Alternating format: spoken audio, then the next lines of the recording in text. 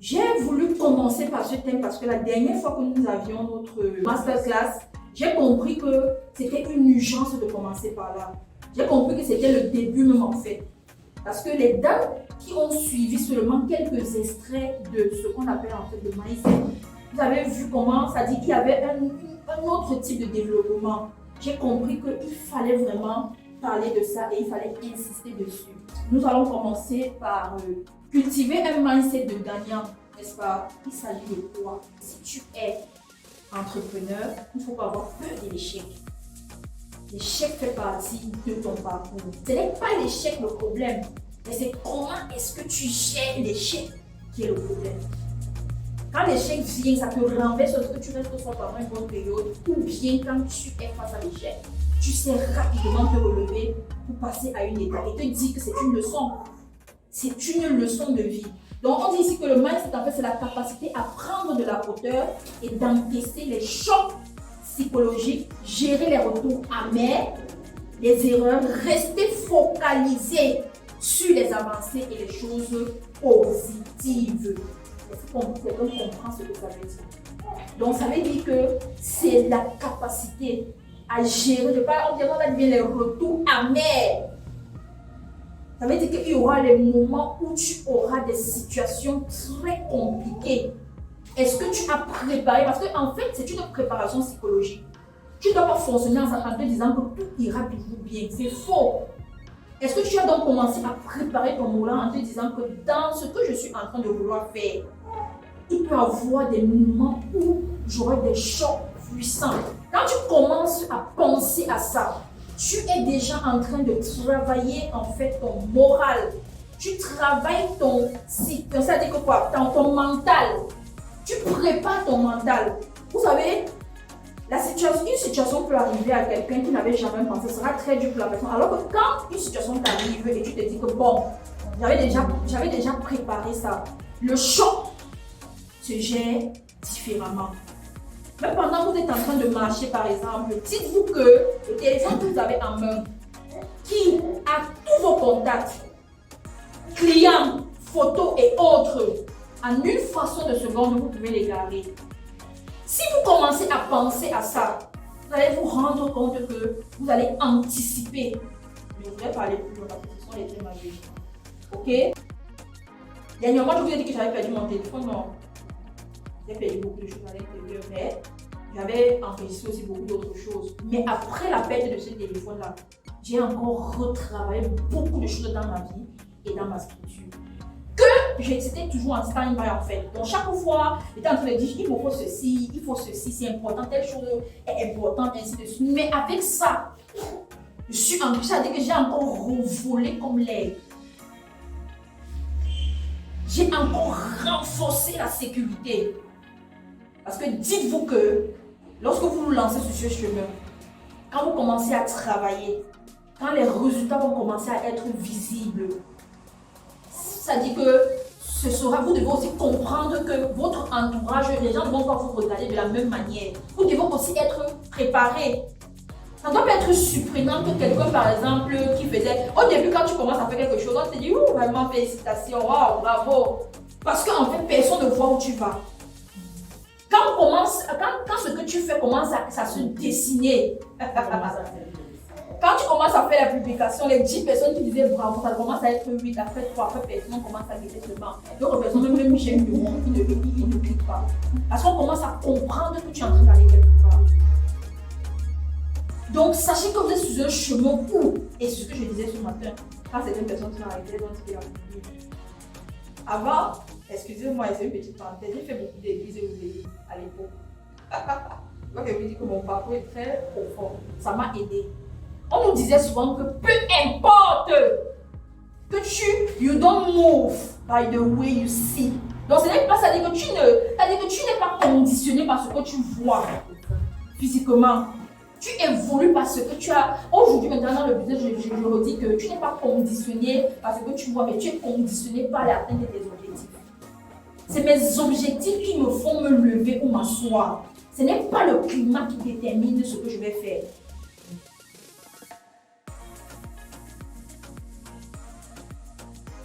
pourquoi on doit avoir même ce mindset de gagnant? De manière générale, en tant qu'entrepreneur, vous devez toujours vous poser une question. Je fais telle chose pourquoi? Si tu as raison ou alors si ton pourquoi ne pèse pas, ce sera normal que tes motivations seront moindres. Ton pourquoi doit peser. Si je pose la question à quelqu'un ici, dis-moi un peu pourquoi est-ce que tu entreprends? Tu entreprends pourquoi? Non, ça c'est ma chose, ils ne sont pas à l'école. Moi, j'entreprends parce que je voudrais un futur meilleur. Tu entreprends pourquoi? Liberté financière. Liberté financière. C'est vrai, mais ça ne pèse pas. Liberté financière. Oui, liberté financière, mais milliardaire. Oui. Moi, j'entreprends parce que j'ai d'abord une décharge. Donc, ma charge me pousse à investir beaucoup. Donc, parfois, je remercie même Dieu parce que vraiment, je me rends compte avec les problèmes que j'ai. Donc, je pars quand même de autant en autant malgré les échecs. Je suis obligée d'investir, je suis obligée. Donc, ce n'est pas moi qui décide. C'est-à-dire, ma situation me pousse à investir, malgré les cas. Très bien. Comment ça va être intéressant? Je vais vous dire comment elle a parlé des charges. Beaucoup de gens ont parlé du bien-être. Et d'autres personnes ont parlé de c'est très bien. C'est vrai, on entreprend pour la liberté financière. Moi, j'ai décidé à entreprendre. Il y a 4 enfants. Et ils sont petits comme ça là. J'ai déjà accouché rapidement. À un moment dans la famille, c'était devenu la moquerie. On dirait que chaque année, un enfant. Et comme moi, je suis quelqu'un qui aime le bien-être. Je ne sais pas si quelqu'un aime le bien-être. Je ne sais pas. C'est-à-dire que ma dimension d'aimer le bien-être est excessive. Mais alors, aimer le bien-être, se donner des moyens, travailler et faire la concurrence avec soi-même pour atteindre ses objectifs. J'aime les gens qui sont bien. J'aime rester avec les gens qui sont bien. J'aime la langue. C'est-à-dire que j'aime quand ce qui est à côté de moi est bien. On va commencer à dire, chaque année, les enfants, ils vont me faire comment?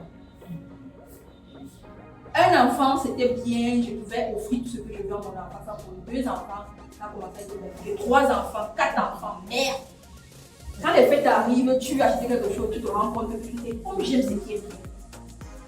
Il faut prendre soin d'eux. Et quand je dis prendre soin d'eux, j'espère qu'on se comprend.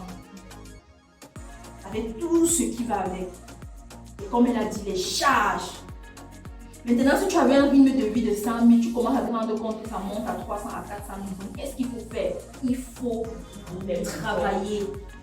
Nous sommes dans une famille, nous sommes en Afrique Nord, au Cameroun. Vous connaissez très bien ce qui va avec. Il y a des cérémonies dans nos familles. Quand tu ne participes pas, on ne te gère pas. C'est-à-dire qu'à un moment, vous allez vous rendre compte qu'on va même vous appeler. En fait, c'est parce qu'on a compris que vous ne servez à rien. On ne te dit pas que tu ne sers à rien, mais toi-même tu comprends que tu ne sers à rien. Parce que quand il y a certaines choses, on ne t'appelle plus. Il y a la frustration. Je me suis retrouvée souvent à un moment comme ça là où tu vois tu as peut-être 2, comme ils sont tout petits, 3 enfants, tu te demandes tomber malade. Tu arrives à l'hôpital, vous connaissez nos hôpitaux, non? Dès que tu entres seulement, c'est comme si tu es seulement entré chercher tes problèmes. On te dresse, on n'a même pas encore commencé la consultation, on te dresse une liste. J'ai décidé d'entreprendre parce que je hais le mépris. Je déteste le mépris. C'est-à-dire que quand j'arrive dans une situation, que ce soit dans les réunions, à un moment je suis occupée dans toutes les réunions, j'ai dit je vais revenir dans ces réunions quand je serai prête. Je me suis même repliée sur moi-même parce que j'ai dit j'ai pas besoin. C'est pourquoi je vous dis, vous devez prendre des décisions draconiennes pour atteindre vos objectifs. Et quand vous voulez prendre vos décisions, vous n'allez pas regarder ce qu'on va dire. Faites 1 an, vous ne visitez personne. Vous ne rendez visite à personne. Mais quand vous allez revenir, vous allez aller rendre visite aux gens. Et vous allez, parce que le bavardage qu'on fait le service, dans les familles, on a besoin des gens qui agissent, pas qui bavardent. Donc, ne crois pas que chaque fois que tu vas aller rendre visite aux gens, on va te dire que non, ce n'est pas parce que tu viens rendre visite aux gens chaque fois, tu restes à distance. Donc, c'est qu'il faut. on va te considérer plus que la personne qui est là chaque jour et qui ne donne rien. J'avais une belle-sœur qui m'avait dit, Olivier, j'ai fait 5 ans, une copine, pardon, qui m'a dit, j'ai fait 5 ans, je ne gérais personne, mais aujourd'hui, je peux revenir gérer les gens. Ne faites pas des choses par complaisance, faites des choses qui correspondent à l'atteinte autant pour moi de vos objectifs. Et ça, c'est valable partout, dans vos familles, dans vos belles familles. Quels sont mes objectifs? Tout à l'heure, on va parler des objectifs. Je ne marche que... C'est-à-dire, tout ce que je fais, c'est pour qu'on devienne entrepreneur, c'est aussi quelqu'un qui est extrêmement égoïste. Égoïste avec lui-même.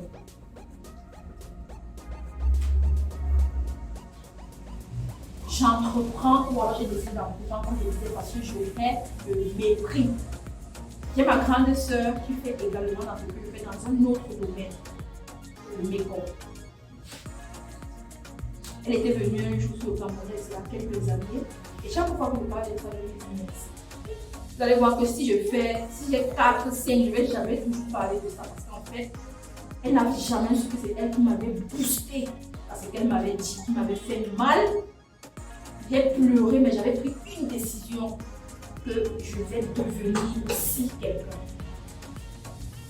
Donc c'est pour vous dire que quand on vous fait quelque chose qui vous fait mal, si vous pleurez et vous ne changez pas votre mode de vie, on va vous faire encore quelque chose qui vous fera encore plus que mal. Je vais revenir juste sur cette histoire parce qu'on a passé le temps. Okay?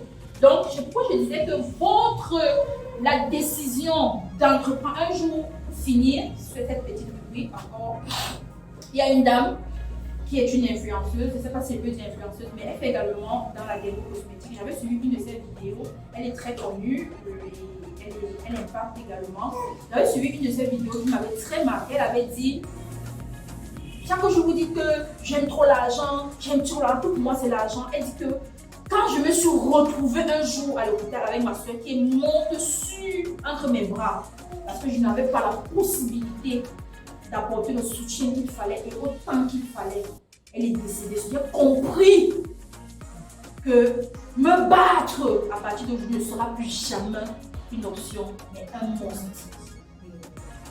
Si tes convictions ne sont pas puissantes, je te dis encore, si tu es dans cette salle et que tes convictions ne sont pas puissantes, ta façon de travailler également va se faire ressentir. Ça veut dire que ton développement sera toujours avec les si, avec les peut-être, avec si par exemple, parce que ta motivation ne pèse pas.